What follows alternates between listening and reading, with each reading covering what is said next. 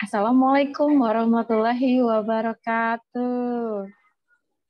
Apa kabarnya nih Ayah Bunda dan sahabat Assalam di rumah? Senang sekali Miss Tina di sini bisa kembali hadir di acara podcast parenting TK Assalam. Sharing is caring. Nah, Ayah Bunda dan sahabat Assalam semua, hari ini insya Allah Miss Tina akan berbincang bersama dua narasumber sekaligus nih. Kita akan membahas apa ya? Ada yang penasaran?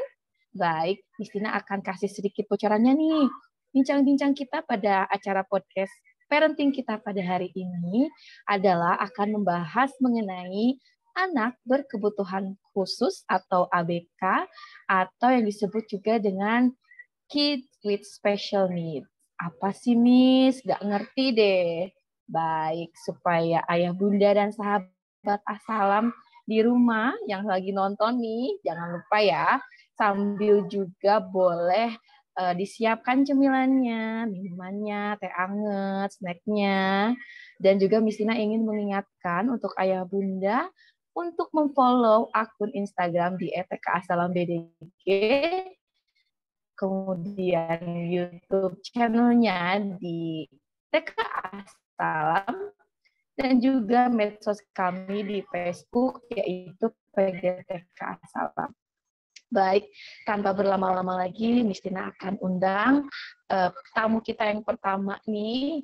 Ini adalah salah satu mitra dari TK Assalam Bandung Islamic Character Building dalam mitra konseling untuk orang tua, anak-anak, juga ibu guru kadang-kadang. Yaitu ada Ibu Nira Wulansari, FPC psikolog dari Anahata Psychological Services. Silakan Bu Nira. Assalamualaikum Bu Nira. Salam Mbak Ana, selamat sore nih.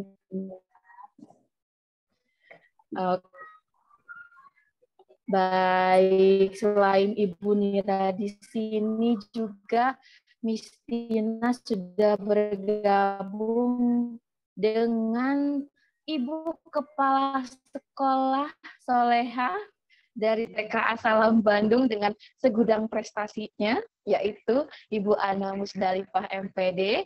Hadir di tengah-tengah kita sapa dulu ya. Assalamualaikum Ibu Ana.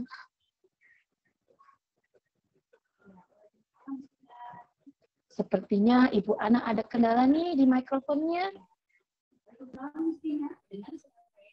Wah, sepertinya belum terdengar Bu Ana.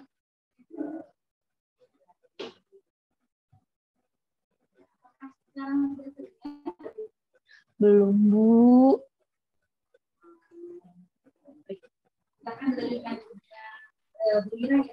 Siap. Sambil Bu Ana menyiapkan nih teknik dari mikrofonnya, mungkin ada sedikit kesalahan, langsung Miss Tina sampaikan dulu nih. Pertama pertanyaan untuk Ibu Nira Wulansari. Apa kabarnya dulu nih Ibu Nira hari ini? Alhamdulillah, sehat Miss Tina. Alhamdulillah. Gimana Miss Tina? Semoga selalu sehat ya. Alhamdulillah, semoga kita semua dalam keadaan sehat walafiat ya Ibu Nira ya. Baik, Bu Nira, kita kan mau membicarakan mengenai anak-anak nih. Kalau membicarakan dengan anak-anak itu berarti nggak jauh-jauh dari tumbuh kembang anak usia dini. Nah, di sini juga banyak ayah, bunda, dan juga sahabat Assalam yang masih kurang aware nih, memangnya apa bedanya tumbuh kembang anak usia dini itu. Mangga Bu Nira boleh untuk dijelaskan sedikit nih untuk ayah, bunda, dan sahabat Assalam. Baik. Terima kasih Miss Tina. Tentunya kan karena kita memang bergeraknya di anak usia dini ya, jadi tentu mau nggak mau kita harus sangat memahami juga gimana sih anak usia ini tumbuh kembangnya seperti apa sih gitu ya. Nah, untuk anak usia dini sendiri, tumbuh kembangnya ini dalam rentang yang disebut, kita selalu dengar, kita sudah familiar banget dengan yang namanya golden age gitu ya. golden age-nya anak-anak gitu. Dan waktu golden age ini usia berapa sih gitu ya?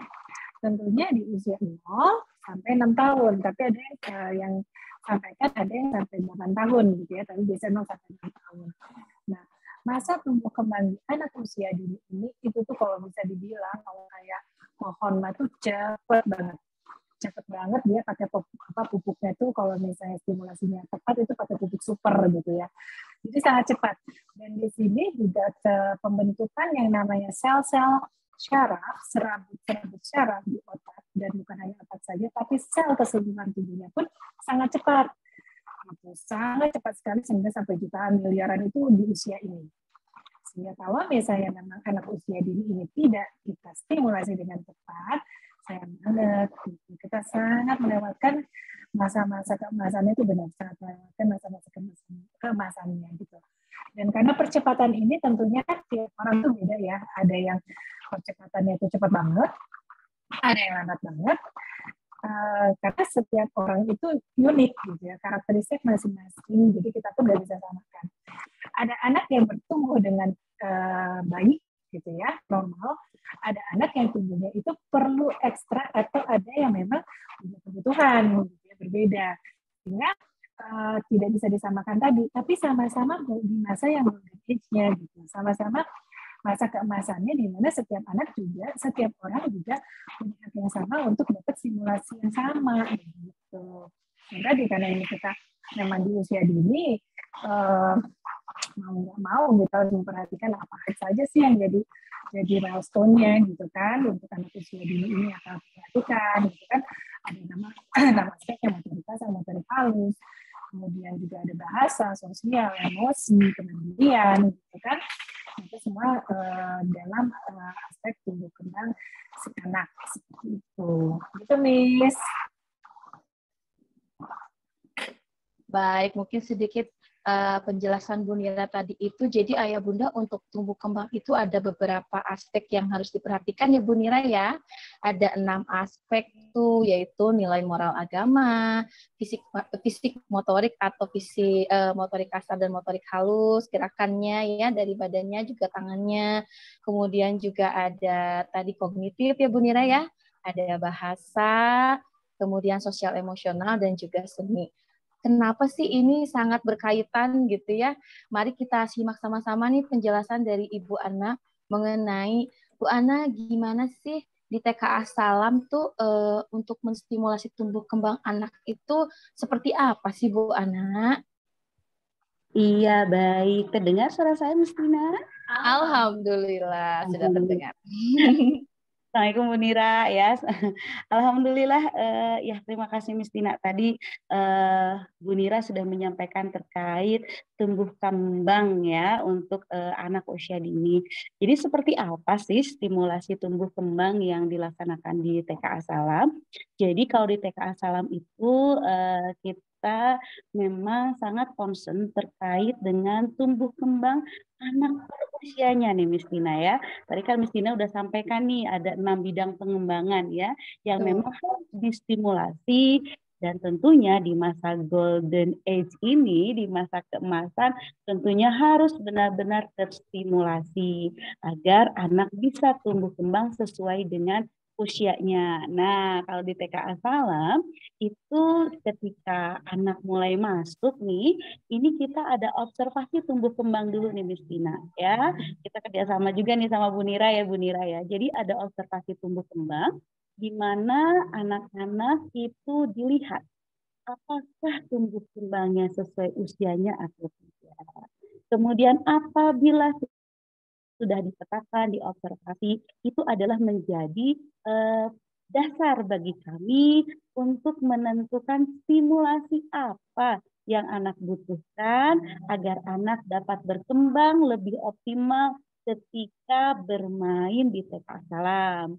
Tentunya nanti juga akan dipetakan apakah anak ini masuk ke kelompok playgroup, TKA, dan TKB.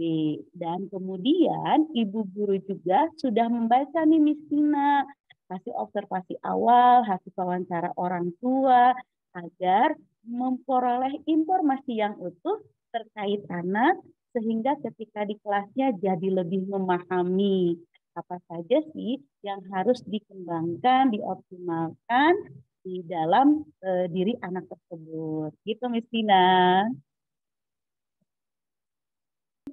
Nah, Ayah Bunda dan sahabat Asalam, alhamdulillah nih ternyata TK Asalam sudah memfasilitasi tumbuh kembang anandanya dengan beberapa program, tentunya program unggulan Fun Learning dan juga lainnya. Baik, kita kembali lagi ke Bu Nira nih. Nah, kalau memang di sekolah sudah difasilitasi nih Bu Nira, tetapi ternyata ada ananda yang memang tidak sesuai nih tumbuh kembangnya dengan usianya. Bagaimana nih Bu Nira? Baik. Jadi gini, Mbak, tadi kan sudah dijelaskan juga ya sama Bu Ana bahwa sebegitu detailnya untuk TK Asalam, kemudian prepare banget gitu ya itu untuk mempersiapkan si anak ini dalam berkegiatan bermain, tentunya bermain dan aktivitas yang lain ya di Asalam. Jadi tadi kan kata Bu Ana ada screening ya kita di awal tuh kita screening, kita petakan si anaknya gimana. Nah, dari screening itu kita temukan, oh anak ini mah udah oke banget perkembangannya, gitu ya, sudah sesuai banget dengan usianya. Dan untuk acuan tumbuh kembang itu sudah benar, sudah baik, itu dari acuan perkembangan anak normal. Yang tentunya di sini ya Bunda juga bisa lihat sih sebenarnya bisa googling sekarang ya dari ada Kemenkes, ada disediakan di banyak sih sebenarnya itu gampang aksesnya. Cuma dari situ nanti kita lihat sudah sesuai dengan tumbuh kembangnya atau belum. Gitu kan. Nah, kalau udah ada anak yang sudah dengan screeningnya itu ada beberapa tools yang dari anak-anak menggunakan gitu, oh udah oke, ya sudah gitu kan, berarti ada sarannya tinggal oh yang apanya, cuman memang kebanyakan sarannya itu di motorik, fisik motorik ya, karena itu sepanjang perjalanan si anak akan terus dilatihkan, jadi itu jadi concern utama karena itu menjadi dasar penunjang belajar. Nah, ternyata kita temukan nih dari begitu kita screening ternyata oh ada beberapa anak yang tumbuh kembangnya ini tidak sesuai dengan usianya, gitu kan? Atau ternyata ada anak yang dalam tanda kutip atau misalnya memang dia punya masalah, punya hambatan dalam perkembangan. Baik itu ternyata setelah diruntut ada riwayat dalam kehamilan ibu, gitu kan? Kemudian kondisi kelahiran, kondisi perkembangan lainnya, gitu, apakah sakit dan sebagainya macamnya, yang memang akan mengalami tumbuh kembang si anak. Nah, dari screening ini memang sangat-sangat bisa menjaring itu, gitu ya, menjaring bahwa oh, anak ini udah oke, oh anak ini ternyata memang punya sesuatu nih, gitu ya, yang harus kita perhatikan khusus. Tapi bukan berarti dia menjadi sesuatu yang apa sih, bukan menjadi kita tidak abaikan, gitu, kita kesampingkan, tidak, karena tadi prinsipnya semua anak mendapatkan hak yang sama untuk distimulasi, untuk mendapatkan perhatian yang sama, pengasuhan, pembelajaran yang sama, semua anak sama, gitu, harus dapat bagaimanapun kondisinya dia. Nah, jadi dengan yang sudah dilakukan TK Asalam ini sangat baik, kita mengantisipasi dari awal nih, oh, anak yang ini begini, oh, yang enak begini. Itu kan nanti kita akan bikinkan program khusus. Oh, anak yang A, ini program khususnya adalah A, B, C, D, gitu kan. Yang B, A, B, C, D, gitu. Kenapa? Karena sasaran kita adalah supaya anak ini bisa berkembang, bertumbuh dengan baik, dan mengejar ketertinggalannya sesuai atau sama seperti teman-teman yang lain. Gitu. Dan hambatan perkembangan ini sih bisa macam-macam. Ada hambatan dalam perkembangan bicara, ada hambatan dalam perkembangan kognisi, ada yang tadi dalam aspek itu ya, ada yang dalam fisik motoriknya, ada juga yang memang dari sosial emosinya, jadi macam-macam untuk kondisi-kondisinya. Gitu, Miss. Jadi kalau saya sih oke banget gitu ya untuk TK Asalam ini dan sudah melakukan screening di awal itu sangat baik sekali gitu. Sehingga kita bisa memetakan si anak-anak sesegera mungkin supaya kita bisa melakukan tindakan atau misalnya stimulasi yang tepat buat si anak-anak. Gitu, Miss. Baik, terima kasih nih Bu Nira untuk penjelasannya. Mudah-mudahan ayah bunda dan juga sahabat Asalam semakin terbukakan nih bahwa ananda yang memiliki hambatan bukan berarti sudah terlambat dan tidak bisa kita untuk intervensi atau kita bantu di sekolah ya Bu Nira ya. Betul. Nah, Miss Nina juga mau tanya nih ke Bu Ana nih. Bu Ana, kalau di TKA Salam sendiri nih, bagaimana Bu Ana menyikapi jika ada anak yang tumbuh kembangnya memang tidak sesuai dengan usianya, Bu Ana? Iya, baik. Jadi untuk di TKA Salam, seperti yang tadi penjelasan di awal, setiap anak itu akan diobservasi. Apakah sesuai dengan tumbuh kembang usianya atau tidak. Nah, ini kita sebut biasanya deteksi dini tumbuh kembang, Miss Tina. Nah, dari deteksi dini tumbuh kembang ini, maka nanti akan terlihat anak-anak ini di mana nih bidang pengembangan yang memang perlu stimulasi. Misalkan di segi kognitifnya atau di segi bahasa, atau memang sudah ada rekomendasi dari dokter tumbuh kembang atau psikologi terkait dengan hambatan atau kendala tumbuh kembangnya. Nah, yang dilakukan oleh TKA Salam adalah kita ada observasi lanjutan nih, Miss Tina. Nah, di 2 minggu awal kita ada observasi. Apakah anak tersebut jika bersama teman-temannya itu terlihat seperti apa? Apakah anak tersebut ketika bermain dalam proses belajar mengajar di kelas atau bermain dengan teman-temannya ada kendala? Apakah dalam fokus? Apakah dalam konsentrasi? Apakah dalam segi emosi terdapat hambatan? Kita observasi secara utuh dulu selama 2 minggu nih, Miss Tina. Nah, untuk meyakinkan hasil observasi awal, jika memang ketika masa observasi selama 2 minggu di masa pengenalan lingkungan sekolah tersebut terdapat perilaku-perilaku yang muncul atau memang ketika diobservasi terlihat seperti apa hambatan atau kendalanya, maka kita akan memberikan konseling kepada orang tua dengan ada wawancara nih, Miss Tina. Wawancara lanjutan seperti apa perkembangan riwayat tumbuh kembangnya, yaitu ketika masa prenatal, yaitu pada masa kehamilan ya kandungan, kemudian ketika masa natal atau masa kelahiran atau pasca natal, yaitu di mana ketika anak lahir hingga tumbuh dan berkembang hingga mendaftar di TKA Salam. Nah, apabila sudah konseling, ternyata terdapat informasi, kemudian kita akan menyampaikan hasil observasi yang sudah kita sampaikan. Nah, ketika memang sudah dibutuhkan sebuah penanganan khusus nih, Miss Tina. Apa itu penanganan khusus? Penanganan khusus pendampingan oleh guru pendamping atau helper. Maka dikonsultasikan terlebih dahulu dengan bersama orang tua. Nah, apabila sudah disepakati, maka anak tersebut yang memang memiliki hambatan atau kendala dalam proses pembelajarannya, itu kita akan memberikan pendampingan secara khusus melalui helper. Nah, helper ini yang akan membantu guru kelas nih, Miss Tina, agar anak itu dapat berkegiatan. Dan helper juga itu akan nanti melaksanakan PPI. PPI itu adalah program pembelajaran individual berdasarkan observasi psikolog, rekomendasi orang tua, atau apakah ada terapi-terapi ya yang memang selama ini dijalankan, kemudian observasi guru, kita tuangkan ke dalam program pembelajaran individual, di mana program pembelajaran individual itu diharapkan dapat menstimulasi anak didik tersebut agar dapat tumbuh kembang secara optimal dengan nanti ada jangka waktu, misalkan per 3 bulan ya, nanti kita akan evaluasi. Seperti itu, Miss Tina. Jadi alhamdulillah ketika kita mendapatkan amanah anak-anak yang memang membutuhkan stimulasi lebih banyak lagi, maka kita berikan sesuai dengan apa yang dibutuhkan oleh anak, sehingga diharapkan tumbuh kembangnya itu menjadi optimal. Tentunya dengan tadi kerjasama bersama orang tua, dengan psikolog, dengan guru kelas, dan guru pendampingnya. Begitu, Miss Tina. Baik, Ibu Ana. Terima kasih nih penjelasannya, Ibu Ana. Alhamdulillah ya.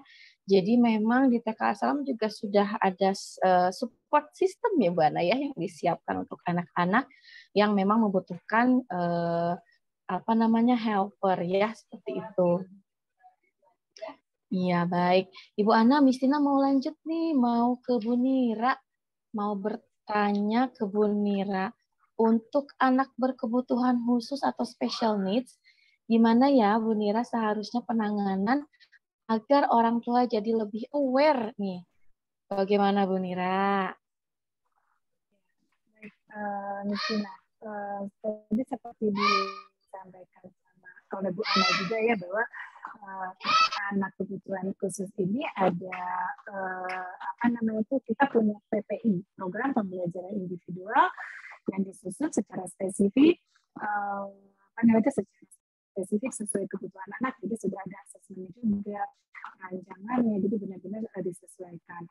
Dan memang kalau misalnya untuk para orang tua ya tentunya kita harus aware-nya ini, kenapa sih harus aware dengan tumbuh kembang anak kita ini sudah sesuai atau anak kita ternyata punya masalah atau hambatan gitu ya, sesegera mungkin.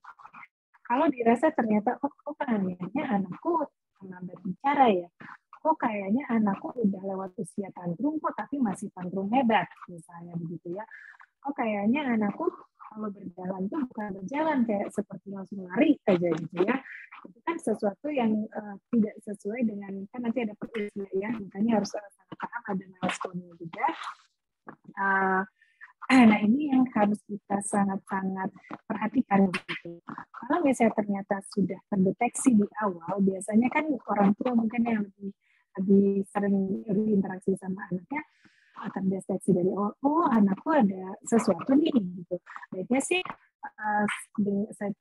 secepatnya dibawa ke dokter tumbuh kembang gitu ya, lakukan pemeriksaan ataupun ke psikolog gitu secepatnya. Kemudian tentunya dari dokter tumbuh kembang ataupun psikolog suka ada saran gitu ya, Bu, lakukan ini ya, seperti ini ya, seperti ini. Dan baiknya memang dipatuhi gitu ya, karena tentunya ini kan kita berpikirnya psikolog dan dokter tumbuh kembang juga untuk kebaikan si anak, supaya si anak bisa sama seperti anak yang lain gitu ya, punya perkembangan yang sama baiknya seperti itu. Walaupun pasti kalau dikatakan sama sih tidak pernah akan ada yang sama, anak-anak itu pasti selalu berbeda, kembar sekalipun berbeda gitu ya, sehingga tidak bisa disamakan. Tadi dengan kita sebagai orang tua kita benar-benar aware nih ada sesuatu, itu kita bisa dengan cepat memfasilitasi supaya si anak ini berkembang dengan lebih baik. Dan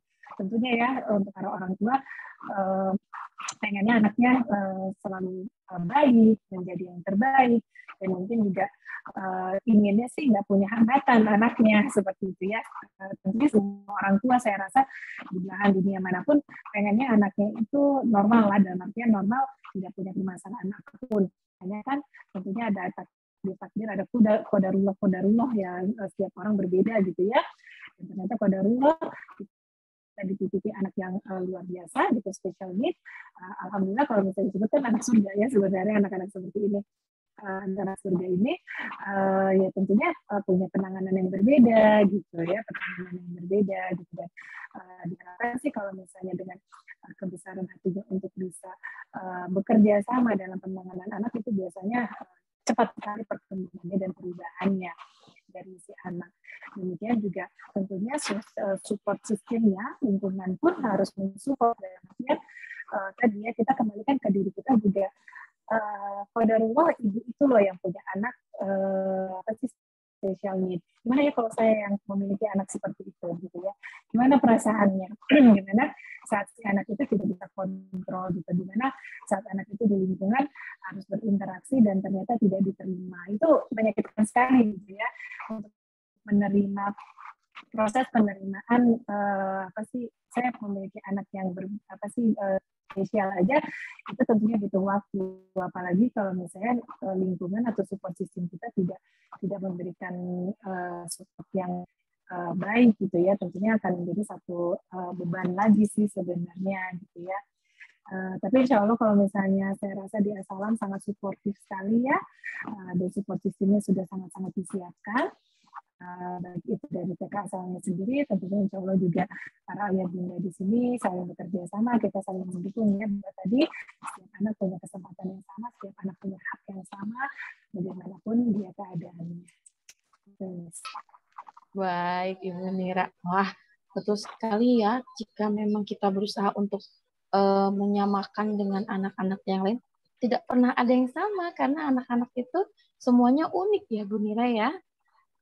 Betul. Baik, Miss Tina akan menuju ke Ibu Ana nih. Bu Ana masih bersama kita kan ya? Baik, Ibu Ana. Miss Tina mau punya pertanyaan lagi nih untuk sahabat Assalam, ayah bunda dan sahabat Assalam semua yang memang punya apa namanya isu yang sama nih, relate banget dengan apa yang sedang kita bicarakan pada hari ini. Jangan khawatir, ayah bunda dan sahabat Assalam tidak sendiri, oke? Selalu akan ada support system yang bisa mendukung ayah bunda semua. Baik, Bu Ana nih, TK Assalam sendiri bagaimana Bu Ana terkait penanganan anak-anak yang memang membutuhkan stimulasi khusus tadi yang disampaikan oleh Ibu Mira. Ya, baik. Terima kasih, Miss Tina. Jadi, TK Al-Salam merupakan salah satu sekolah yang memberikan layanan PAUD HI di Miss Tina. Apa itu PAUD HI? PAUD HI itu adalah pengembangan anak usia dini holistik integratif. Apa yang dimaksud dengan holistik? Holistik adalah menyeluruh dan utuh. Kenapa? Karena anak-anak memiliki kebutuhan esensial, yaitu pendidikan, layanan gizi dan kesehatan, layanan pengasuhan, layanan perlindungan, dan layanan kesejahteraan. Nah, untuk anak-anak dengan memiliki kendala-kendala atau hambatan dalam tumbuh kembang, kita masuk memberikan layanan perlindungan. Nah, di mana setiap anak memiliki hak untuk belajar, setiap anak memiliki hak untuk bermain bersama teman-teman yang lain. Jadi sehingga TK Al-Salam di sini untuk berkomitmen untuk menjadi sekolah inklusi, yaitu menerima semua karakteristik anak yang memang kami bisa fasilitasi sesuai dengan program kami, sesuai dengan sarana kami, sesuai dengan kapabilitas dari SDM kami. Tentunya tadi seperti yang disebutkan oleh Bu Mira bahwa di TK Al-Salam telah ada support system di mana terdapat pedagog, terdapat psikolog, kemudian ada program pembelajaran individual sesuai dengan kebutuhan anak, dan kita juga menyediakan guru pendamping khusus untuk anak-anak yang memang memerlukan pendampingan khusus. Dan di sana ternyata inklusi atau inklusif itu bukan berarti anak yang berkebutuhan khusus secara spesial nih ya, tetapi semua anak itu memang memiliki karakteristik yang berbeda sehingga kita memang harus memberikan fasilitas yang sama, kesempatan yang sama.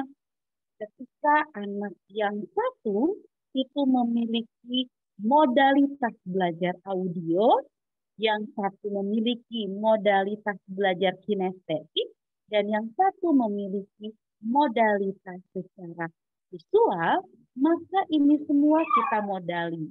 Kenapa? Agar anak-anak terfasilitasi seluruh modalitas belajar dan kemampuan. Dan anak-anak itu seperti planet ini, planet yang memang memiliki poros putarnya masing-masing. Nah, ada yang mungkin berjalan dengan cepat, berputar dengan cepat. Ada yang berputar dengan sesuai ritmenya ya, dengan rotasinya. Nah, setiap anak kita amati tumbuh kembangnya sesuai dengan kebutuhannya berdasarkan tadi nih pemetaan dasar awal, dan tentunya kita punya yang namanya tumbuh kembang per usia yang menjadi dasar kita.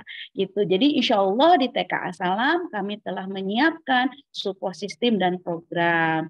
Dan kemudian kita juga ada program parenting. Seperti hari ini nih ada podcast parenting. Di mana pemahaman orang tua terhadap tumbuh kembang anak itu sangat diperlukan agar bisa bersinergi dengan sekolah, agar sama-sama yuk menjadi mitra terbaik dalam pendidikan dan pengasuhan anak-anak. Gitu Miss Tina. Wah, kalau sekolah sendiri memang sudah memfasilitasi untuk semua anak untuk mendapatkan hak yang sama sesuai dengan PAUD holistik integratif, anak mendapatkan hak perlindungan, pendidikan, pengasuhan, gizi kesehatan, ya Bu Ana ya. Namun ini bagaimana nih kalau memang tadi sudah dengan orang tua yang memiliki semisal anak yang berkebutuhan khusus. Bagaimana nih orang tua yang memang tidak memiliki anak berkebutuhan khusus dan mereka itu di dalam kelas yang sama. Misalnya mau ke Bu Nira dulu deh sebelum ke Bu Ana. Coba Bu Nira, ini kan kadang tuh anak-anak kan suka pulang sekolah tuh curhat gitu ya. Aku di sekolah aku ada temanku tuh yang belum amanah tangannya tadi pukul-pukul aku Bun. Terus cerita-cerita gitu ya. Terus ibu gurunya memberikan pengertian, iya Ananda masih berusaha untuk amanah nih tangannya gitu ya. Bagaimana nih orang tua yang lain, bagaimana cara menyikapinya jika memang ada anak-anak yang berkebutuhan khusus di sekitarnya gitu ya, baik di kelas Anandanya ataupun ketika orang tua tersebut juga melihat langsung atau bersosialisasi dengan anak berkebutuhan khusus. Nira, bagaimana? Ya. Ini kan jadi satu tantangan tersendiri ya, tantangan tersendiri bahwa dan sebenarnya pembelajaran yang sangat baik untuk anak, gitu. Pelajaran yang sangat baik untuk anak saat dia menemukan keberagaman dari pertemanannya, bukan hanya yang homogen gitu, temannya baik semua gitu kan, temannya yang nggak punya masalah gitu, atau misalnya temannya nggak punya hambatan gitu ya, semuanya itu homogen. Nah, justru keheterogenan ini, keragaman ini yang memperkaya si anak. Pertama dalam pertama kognisinya, karena kan dia akan berpikir kayak gini ya, kenapa ya gitu ya.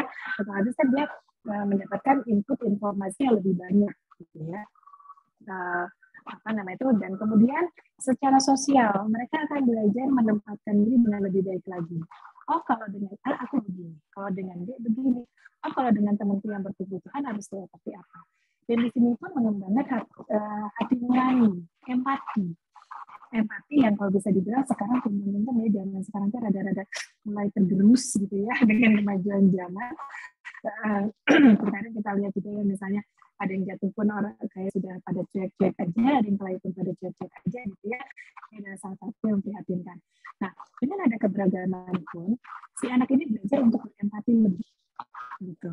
Tanpa kita harus pakai mungkin ada stimulasinya yang mungkin dengan dongeng dan sebagainya. Tapi dari interaksi yang terjadi sehari-hari itu mereka terlatih di situ. Perkembangan hati nurani yang memang perkembangan hati nurani ini di usia dini. Jadi kalau kita perkembangan hati nuraninya sangat baik di usia dini ini, ya di TK, itu nanti begitu dia remaja sama, dia akan menjadi anak yang sangat penyayang, dia akan sangat peduli pada lingkungannya. Justru di TK ini fondasinya, gitu ya, memang tadi ya karena golden age semua fondasi terjadi di TK, gitu ya. Kemudian dari emosi, mereka pun akan belajar untuk mengelola emosinya. Aku harus seperti apa? Apakah aku akan ikutan teman-temanku atau aku tidak dari situ? Dan tentunya walaupun anak-anak kan memang masih juga terpengaruh ya, tapi dari situ dia akan belajar. Kita diskusikan, dia belum amanah, kita ajarin yuk biar dia amanah tadi, empati berkembang. Kemudian dia akan mencontohkan, ini loh temanku kalau misalnya ini loh temanku kalau mau sesuatu itu minta ya, inilah temanku kita main yuk, gini loh. Nah, dari situ pun dia berkembang bahwa cara bersikap itu seperti apa, cara berperilaku seperti apa, memberikan respon A itu harus seperti apa. Dari situ, justru memang kekayaannya itu di situ. kalau kita menghadapi situasi yang heterogen, gitu ya, banyak sekali yang sangat bisa dipelajari si anak. Nah, tapi tentunya itu pun tidak mudah karena untuk anak-anak yang berkebutuhan ini terkadang karena impulsnya belum terkelola dengan baik, pengendalian dirinya belum berkembang dengan baik, pada akhirnya yang awalnya dia itu cuma pengen ngajak main, pengen Noel, jadi ngomong gitu kan. Maksudnya itu cuma pengen nepuk temennya, cuma pengen jadi pukul gitu kan, seperti itu terjadi gitu kan, itu terjadi. Tapi ya tadi, terutama untuk menyikapinya kita lihat anak yang melakukannya ini dengan sengaja atau tidak. Kalau misalnya ternyata anak yang berkebutuhan yang melakukannya itu tidak disengaja dan tidak punya maksud apapun. Apakah dia memungguli? Tidak ada sama sekali. Ya, apalagi kalau anak-anak itu kan belum paham benar ini kan saya ngebully atau enggak gitu kan, karena pembulian itu kesadaran gitu ya dia melakukannya, walaupun memang katanya pembentukannya dari TK juga ada gitu ya, tapi ya tadi kan dari situ diperhatikan bahwa bagaimana sih apa namanya dia menghadapinya. Nah dari sini kita lihat ini dengan sengaja atau tidak, ternyata tidak disengaja karena dengan kebutuhannya gitu ya. Jadi kita harus lebih memahami. Dan terkadang ada anak-anak yang punya masalah sensori, itu kan ada sensori avoidance dan sensori seeker. Kalau avoidance sih pasti dia yang sendiri, dia nggak mau deket-deket sama temennya, gitu kan, asik main. Berbeda dengan seekernya kan nempel-nempel terus temannya, nempel ke gurunya, geraknya banyak, apa sih, lari sana lari sini, manjat sana sini, itu pasti terjadi, gitu kan.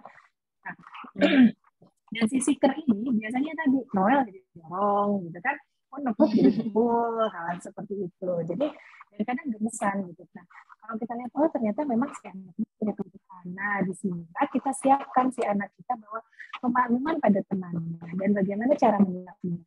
Misalnya begitu dia didorong, dia mukul, dia harus bagaimana? Kalau misalnya seperti itu, aku harus langsung lapor ibu guru, si ini gini gitu kan. Walaupun ya tadi terkadang itu kita sudah kondisikan, makanya ada guru pendamping gitu ya, kondisikan tetap aja pasti ada yang lewat tuh pasti ada lah, nggak mungkin enggak. Tapi kita coba maklumi, kita pahami ya tadi ya yang saya sampaikan bahwa kita pun pahami bahwa gimana kalau itu anak saya gitu. Kalau anak saya begitu bagaimana ya gitu kan. Nah di posisi itu juga, jadi pemakluman tentunya sebagai orang tua kita juga harus memaklumi, kita lihat bahwa ini apa sih satu kesengajaan atau tidak, dan rasanya kalau anak-anak tidak ada yang disengaja sesungguhnya. Nah mereka belum paham itu, mereka belum pahami dan sedang dalam proses belajar. Nah kemudian tadi konfirmasi, kalau anak bercerita nih, iya aku tadi dipukul gini-gini, kita konfirmasi ke guru.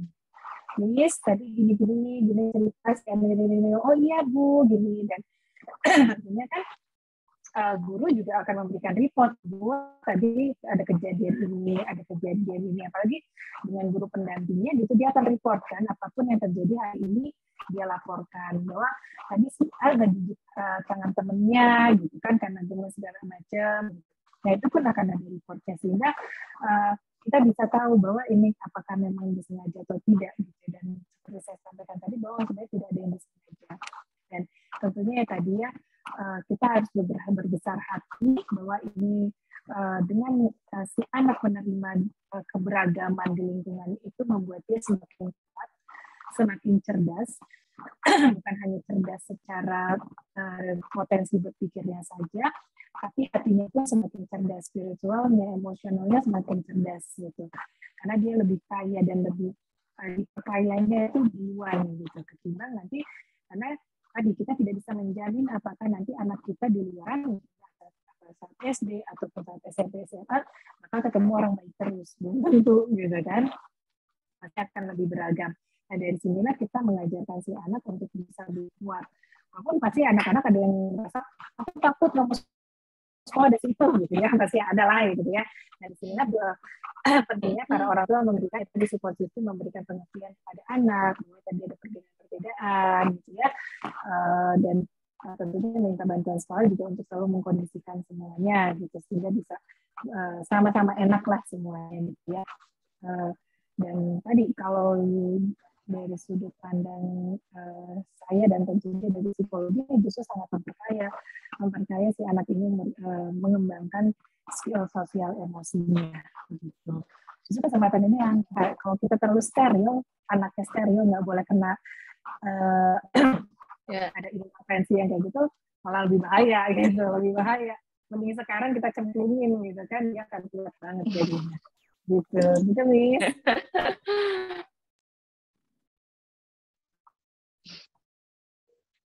Iya, jadi anak juga akan mendapatkan soft skill ya, Bu Nira ya, yang tidak ada textbooknya nih. Kalau untuk ini hati nurani kita terketuk nih, anak-anak bagaimana untuk berteman dengan teman yang seperti apapun, mereka akan tahu ya dari mulai usia dini jika memang ayah bunda di rumah juga membuka apa namanya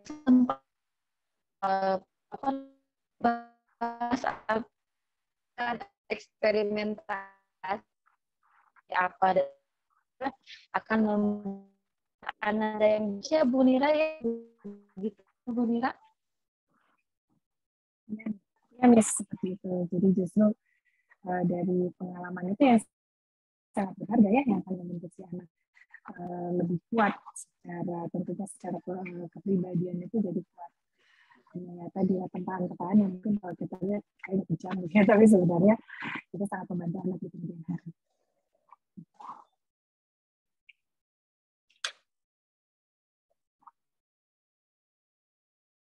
Ya, itu Miss, saya kedengeran nggak atau putus-putus?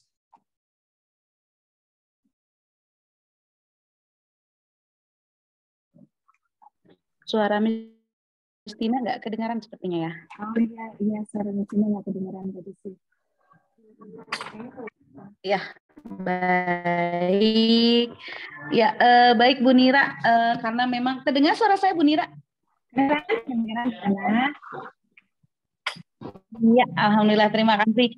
Ini ada kendala teknis lagi. Jadi dunia anak itu dunia yang seru ya Bu Nira. Dengan kita mengenal anak secara utuh dengan keberagaman, dengan berbagai macam karakteristik, saya pribadi jadi semakin banyak belajar ya Bu Nira ya. Karena anak-anak itu kan polos, tanpa rekayasa gitu ya. Kadang ketika kita menemukan anak-anak dengan special need, itu mereka punya kelebihan loh Bu Nira ya. Kelebihan yang tidak dimiliki oleh anak yang lain tentunya ya. Ada yang lebih empati, ada yang lebih bisa apa ya namanya menghafal surat gitu ya, pendek gitu lebih dari anak-anak seusianya gitu. Tentunya karena Allah pasti menciptakan makhluk sesempurna dan memang tidak ada yang gagal dari produk ciptaan Allah ya. Nah, Bu Nira, kira-kira nih tips-tips nih dari Bu Nira tadi kan untuk orang tua yang dimanapun mungkin ya, nggak hanya di TKA Salam nih Bu Nira ya, kadang bertemu mungkin, kadang di perjalanan atau mungkin di mall mungkin ya tadi tips-tipsnya. Nah sekarang untuk ayah bundanya sendiri yang kebetulan kadarullah nih diamanahi yang sangat tua ini ya. Bagaimana nih tips-tipsnya Bu Nira agar anak tersebut tetap dapat tumbuh kembangnya lebih optimal, kemudian anak itu nanti kelak di dewasanya itu ya menjadi pribadi yang mandiri dan memiliki kehidupan ya seperti orang-orang yang lain. Gimana nih Bu Nira nih tipsnya Bu Nira? Siap, baik. Terima kasih Bu Ana. Ya tadi ya, memang tentunya tidak mudah menerima kenyataan bahwa anak kita spesial gitu ya. Anak kita spesial begitu mungkin ditunggu-tunggu sekian lama, ternyata begitu lahir mungkin ada perbedaan dengan anak-anak yang lainnya seperti itu. Perasaan sedih pasti, perasaan sedih ada, gitu ya. Perasaan kecewa manusiawi sekali saat kita merasakan kesedihan, merasakan ada kecewa, itu manusiawi sekali. Tapi qadarullah sudah tertulis di lauh mahfuz bahwa ini harus dijalani gitu ya. Yang pertama adalah tentunya untuk para orang tua, ibu ya, terutama biasanya, saya tadi biasanya ayah juga, penerimaan akan kondisi anak itu yang utama. Menerima bahwa oh anak saya memang beda, gitu ya, ada perbedaan dia, mungkin ya dari segi fisik ya dan sebagainya gitu ya, dia memang berbeda, tapi dia spesial. Kenapa spesial? Karena dia sudah dipilih oleh Allah untuk jadi anak surga. Anak surga, kayak gitu ya. Luar biasa gitu kan, sehingga pertama tadi kita berpikir bahwa oh ya alhamdulillah gitu ya, penerimaan yang utama. Kalaupun kita masih bersedih, kita masih kecewa, boleh sampaikan gitu ya, kalau misalnya butuh bantuan ya sharing dengan suami, dengan keluarga gitu. Aku sebenarnya sedih, aku itu harus gitu, dikeluarkan sih emosi itu ya, jangan ditahan juga bahwa enggak kok nggak apa-apa, biasa aja, tapi ternyata penolakannya ya dengan bentuk halusnya bahwa tidak mau melakukan treatment gitu kan, menganggap bahwa anak saya biasa-biasa saja, tidak punya masalah. Itu ada salah satu penolakan bahwa anak saya punya masalah gitu. Sehingga penerimaan yang penting. Oke, anakku punya sesuatu yang berbeda dibanding yang lain. Akhirnya cepat bawa ke dokter tumbuh kembang dan atau ke psikolog supaya dapat penanganan khusus gitu ya. Dan kemudian carikan tempat untuk stimulasi supaya dia bisa berkembang dengan baik sesuai dengan kebutuhannya. Carikan dia sekolah yang baik juga untuk yang bisa memfasilitasi kebutuhannya. Begitu. Dan tadi karena dia juga dilahirkan sebagai manusia, otomatis kita perlakukan juga dia sebagai manusia. Sama mungkin anak ini lahir hanya semuanya baik-baik saja. Dan dia terlahir berbeda.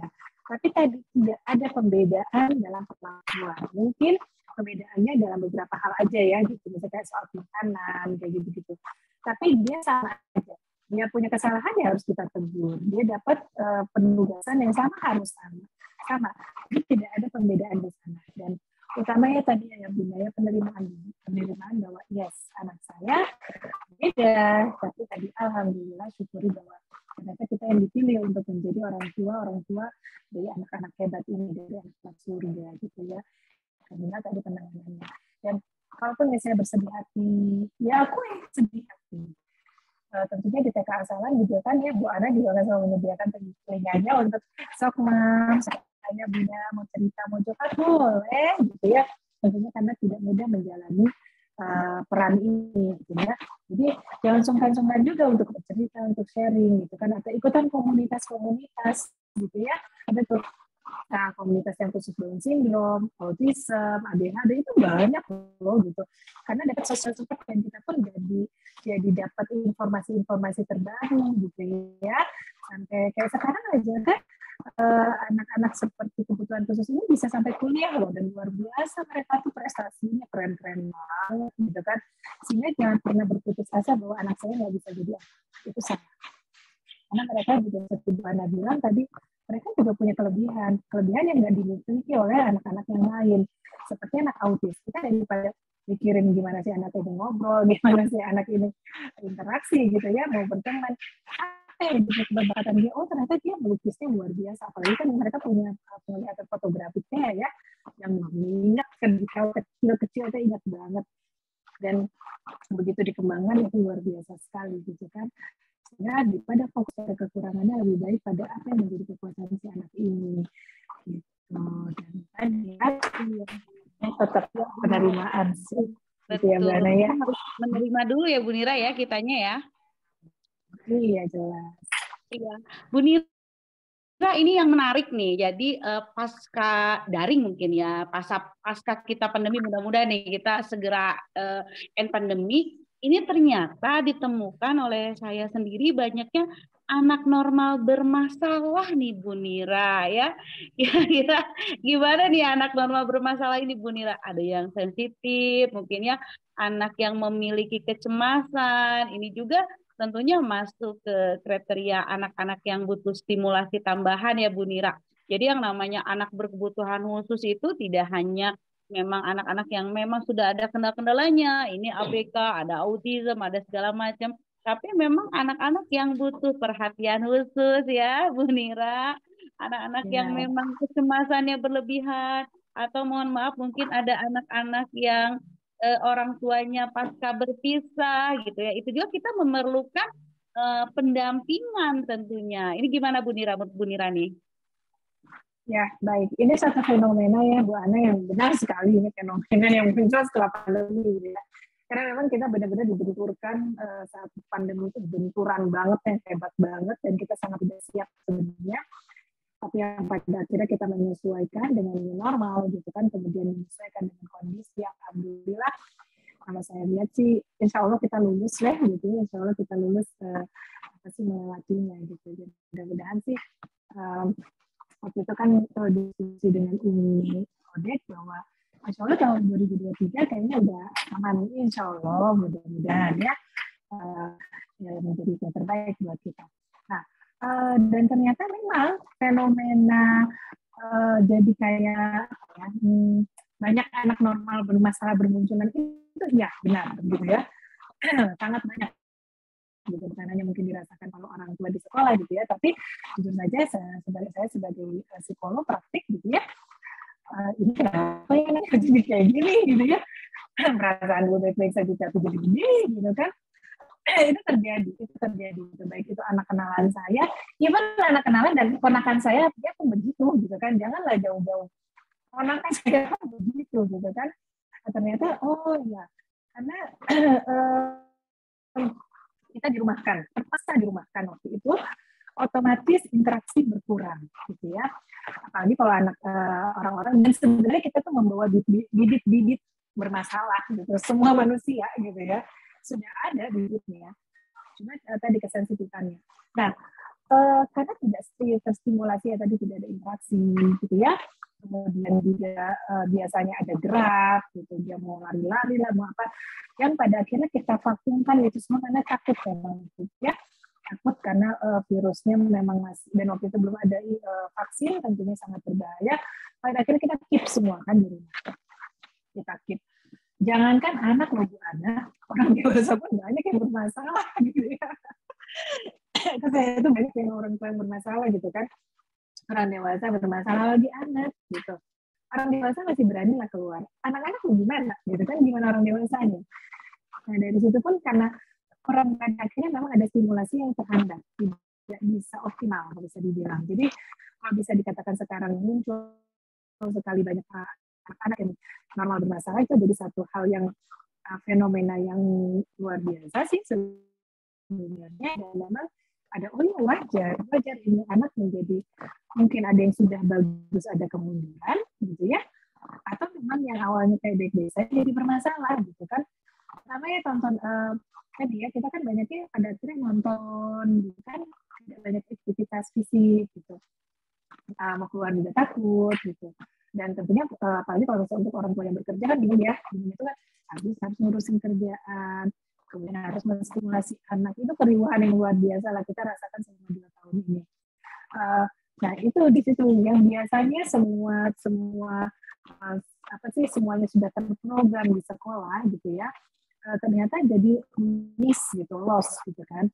Walaupun ada fenomena ini gimana, waktu itu kan kita sempat belajar daring gitu ya, dan ada beberapa orang tua yang tidak mau menyekolahkan anaknya gitu kan, ngapain daring, kok saya yang ngajarin gitu, udah weles gitu kan. Ternyata beda loh, anak-anak yang tetap bersekolah, even itu daring, dengan anak yang tidak sekolah tuh beda perilakunya. Ternyata mereka yang belajar even daring itu better lah gitu. Mereka lebih teratur, dari perilakunya pun bisa lebih baik gitu. Itu sangat-sangat terbukti, dan apalagi kan sekolah karena punya program ya, jadi kan di PR kan harus ngerjain ABCD, mau nggak mau si anak mengikuti. Dan itu tuh benar, secara emosi mereka emosinya lebih baik, dari potensi kemampuan pun lebih baik gitu ya, even itu dari dan yang kemarin tuh fenomenanya adalah banyak yang tidak mau bersekolah karena tadi merasa tercima gitu ya, apalagi kalau anak usia dini. Ya pada akhirnya ya di sinilah timbul anak-anak yang tidak terstimulasi dengan baik, tidak terstimulasi dengan tepat, ya pada akhirnya jadi bermasalah. Ya seperti kita gini deh, kalau misalnya kita stimulasinya nilai tidak tepat, sama seperti kita sudah menuliskan sesuatu di kertas, begitu kita hapus pasti betasnya ada, atau tidak bisa dihapus sama sekali. Sedangkan itu salah gitu kan. Mau gimana? Ya udah, ya diterima aja gitu kan. Ya nanti tinggal bagaimana kita menghapusnya, menintanya. Mungkin kalau kata Gina, kalau udah bubur mah udah, kasih cakwe, kasih ayam, kasih apa, enak buburnya gitu kan. Jangan pula dia dibiarkan terlalu plain. Nah, seperti itu. Jadi memang ini fenomena yang terjadi, sehingga memang kalau dibilang bahwa pada akhirnya ekstra, para sekolah ini ekstra memberikan stimulasi lebih, itu pasti.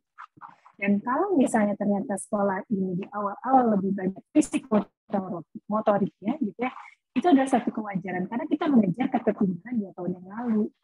Ya mungkin saya akui gitu ya, kita juga sebagai orang tua tidak selalu bisa memfasilitasi itu, gitu kan. Pada akhirnya kalau misalnya kenapa sih kita lompatan wae, kenapa sih ini lompat-lompat terus, gitu kenapa? Nah karena tadi ini yang tertinggal, yang dulu kita tertinggal kita kejar sekarang. Gitu. Dan namanya sekolah itu sudah sangat terprogram, mereka sudah sangat mengukur itu untuk apa, keperluannya apa, tujuannya bagaimana, sudah sangat-sangat baik gitu ya. Begitu Bu Ana, jadi fenomena ini bukan hanya di Asalam, di semuanya, semua tempat ya. Dan memang ada beberapa juga konseling-konseling yang masuk ke saya, memang yang bukan orang tua Asalam juga memang merasakan ya, ketika pasca pandemi ini gitu ya, setelah 2 tahun lebih kita di rumah, memang jadinya anak-anaknya seperti tadi sudah disampaikan oleh Bu Nira. Nah ini tadi terakhir nih Bu Nira, kan tadi ketika kita merasakan kayaknya kita jeda dulu nih, tiba-tiba udah masuk tiba-tiba TKB gitu kan ya, siap-siap ke SD nih Bu Nira ya.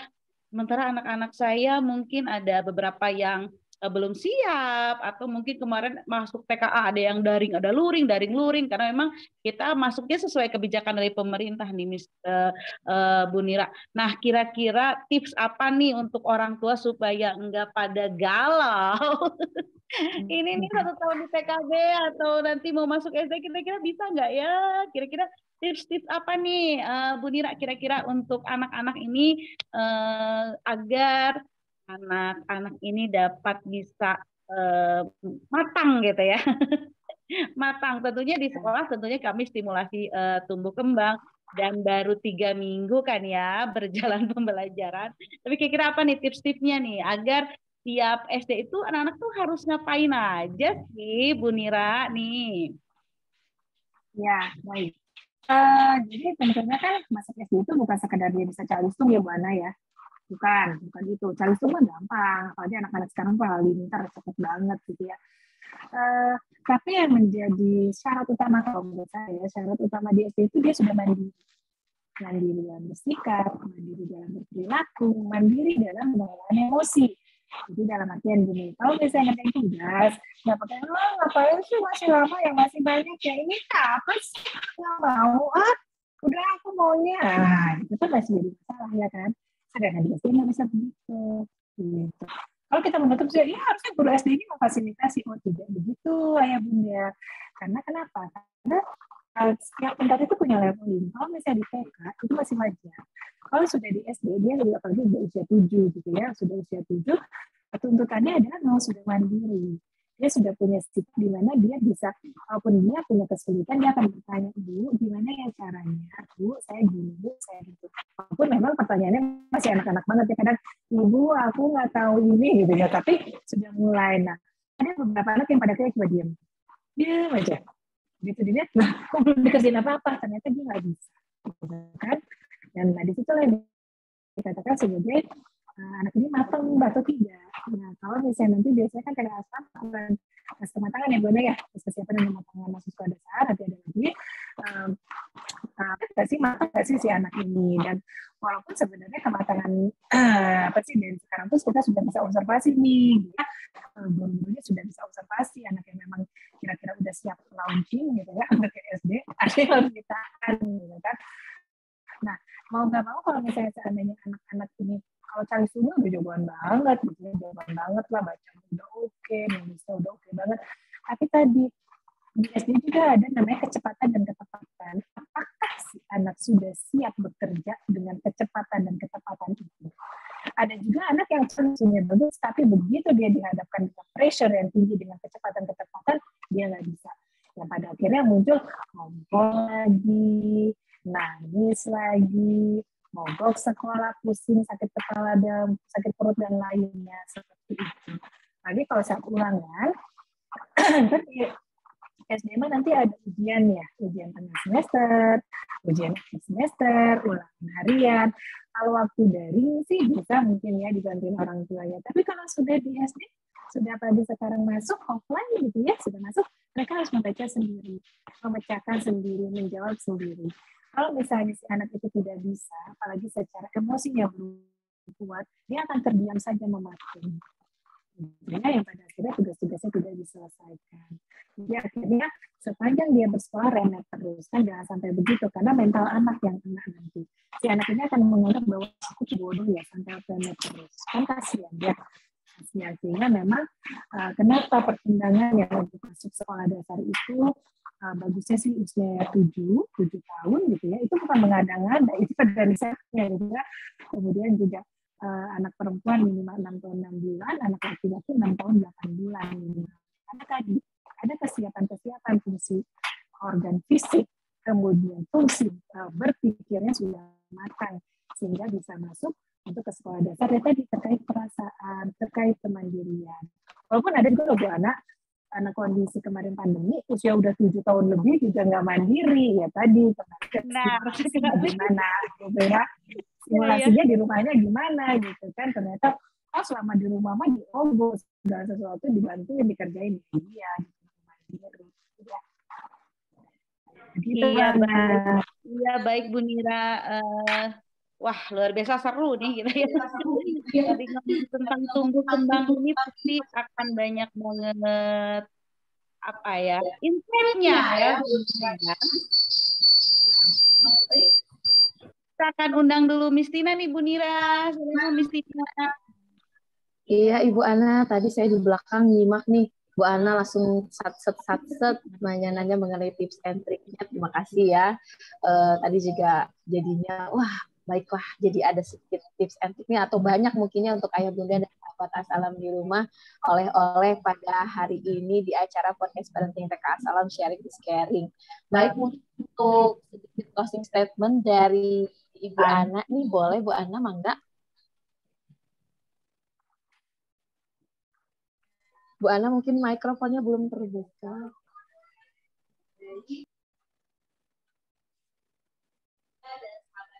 Belum terbuka Bu Ana mikrofonnya. Nah, sudah terbuka?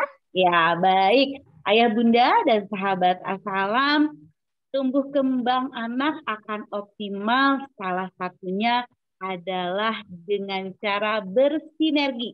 Nah, bersinergi antara orang tua dan sekolah.